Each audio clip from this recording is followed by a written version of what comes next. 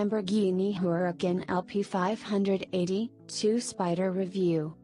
It is only logical to think that automotive manufacturers set out to create the best cars they can. Obviously. What is interesting is the definition of the word best, and the differing interpretations of what to prioritize to make the best car. Speaking to various CEOs and chairmen, it is evident that different manufacturers who create products that compete with one another have very different takes on what makes them better. You only have to look at the latest iterations of the Audi RS5, BMW M4, and Mercedes-AMG C63 S Coupe to see that the three biggest German rivals all do things very differently. There's a mix of V6 and V8, rear-wheel drive, and all-wheel drive. These are just the differences on paper. Drive the RS5 and C63 back to back, and you would struggle to understand how these cars are considered competitors. Where companies often have to create machines designed to objectively and scientifically win group tests, and be deemed the best once in a while, it seems the focus on engineering, science, and numbers are expelled from senior minds, and are replaced with fun. In 2009, the engineers at Lamborghini pulled the sheets off a car that caused something of a stir, the 550-2 Balboni. Since Wagen-gested Lamborghini, there was an instantly recognizable change in focus. The cars became safer, more technology-focused, and all-wheel drive. Many thought that the raging bull's horns had been blunted with corks from bottles of Italian red. The Balboni was proof that Lamborghini still had heart and soul. The car was rear-wheel drive, and featured a manual gearbox. It was slower, less powerful, and harder to drive than the ST and RS5 On paper, it was just worse. No one drives on paper. The reviews were fantastic, and the 550-2 became a part of the Gallardo lineup, and not just as the limited-run Balboni edition. As the Gallardo made way for the Huracan rear-wheel drive, fanatics, such as myself, waited with bated breath for the RWD Huracan variant. In 2016 it held and dead, and, as with the old 550 Gallardo, it did not disappoint. Fast forward a year, and I find myself sat low behind the wheel of an LP580-2 Spyder. LP580-2 versus LP610-4, as the name would suggest, the 580 is down on power against the 610 at 572 brake horsepower, where the 610 outputs 602 brake horsepower. Power is arguably the least significant aspect of the changes. It's the number after the hyphen that matter. The 580 is rear-wheel drive, something that the Lamborghini engineering department openly admits is not the optimum setup for the Huracan. 0-100 km/h takes a couple of tenths longer than the 610, at a ballistic 3.4 seconds versus 3.2, and the all-wheel drive car will hit 325 km/h. The 580-2 won't make it past 320. The drivetrain means the front end has nothing to do aside from focusing on turning the front wheels, and the rears have the challenge of handling all the power. This means the chronic understeer that so many claim the AWD model suffers from is neutralized, the trade-off being the loss of the all-weather capabilities. Do you really buy a Lamborghini to drive it in the rain and snow? The driving experience is dominated by two aspects, the engine and gearbox. Aside from the Audi R8, I am struggling to name another car currently in production that utilizes a naturally aspirated V10, and that makes me sad. It makes me sad as the explosive way the engine revs is spectacular, and the accompanying soundtrack is something that should never be silenced. The 580-2 S engine has been slightly tweaked so peak power is delivered at a screaming 8,000 revolutions per minute, 250 lower than other models. In Causa mode you reach for the red line at 8,500 revolutions per minute. You pull a paddle, and the gearbox engages the next gear almost instantaneously, accompanied with a satisfying viciousness. You feel the shifts, and it is something so many cars today lack.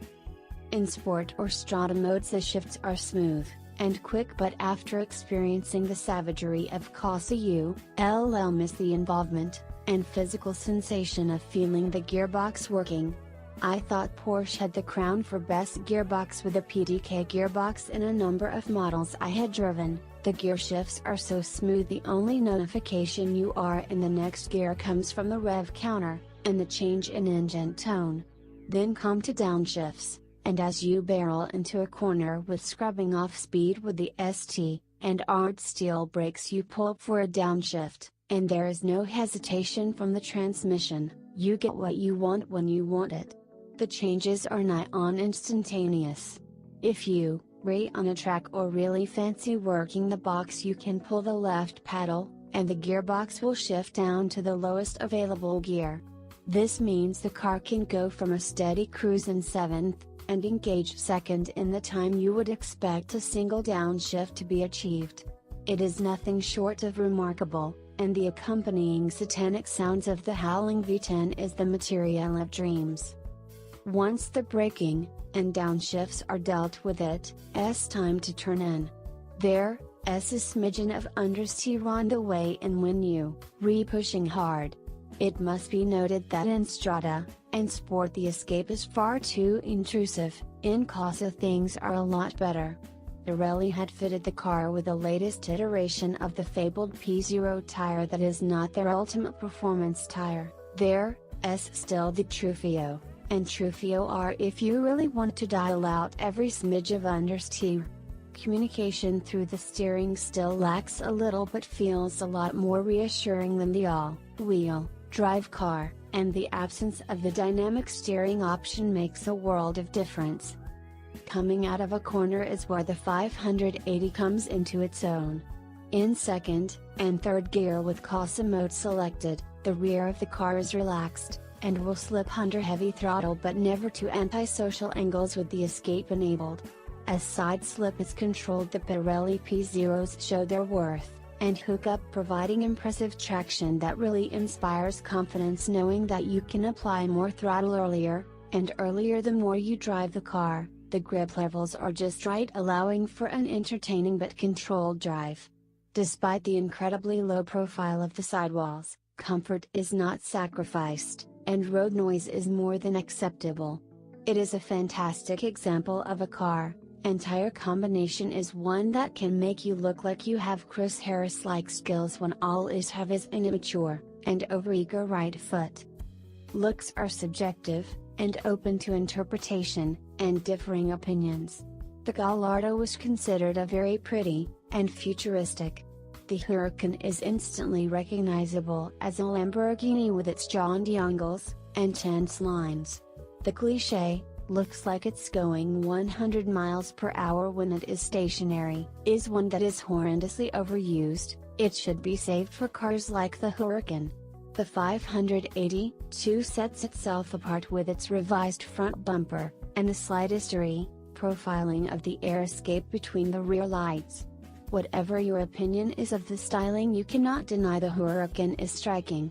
Retract the electric roof, and spec it in the attention-seeking shade of verde SC, and AL, and ULL struggle to not turn ahead, and draw a crowd armed with camera phones within seconds of coming to a halt at the traffic lights.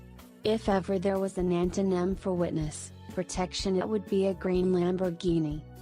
The drama continues on into the interior.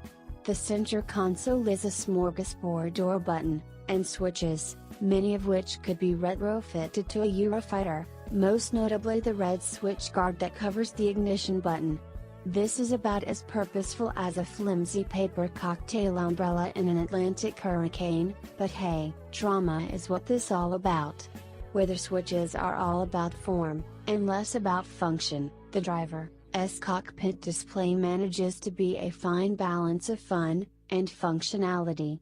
There is a large, an incredibly sharp TFT digital display that displays everything from infotainment to satellite navigation exclusively for the driver to toggle.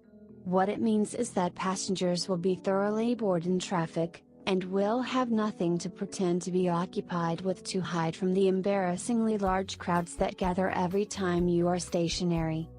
The driver focus is great, but it is a little frustrating when you want a bigger navigation screen. You will want it, because the rev counter disappears, and is replaced by a few small numbers in the corner of the screen. It is also not possible to have two round dials for speed and RPM simultaneously like you can in Audis with their virtual cockpit. The entire MMI is taken from the last generation of Audis, so looks a little dated. It is also worth noting that the rear camera is horribly distorted, and the quality is very low.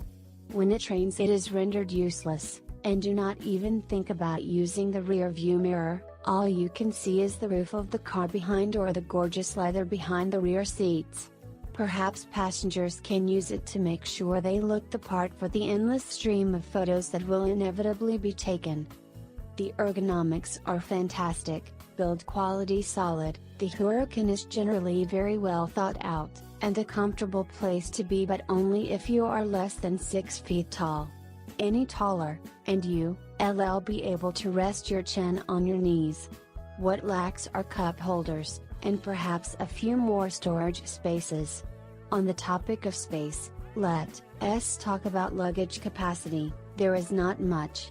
A couple of squashable duffel bags is the most you will manage to smush in, and anything you do store in the front trunk will also get extremely hot after an hour's drive.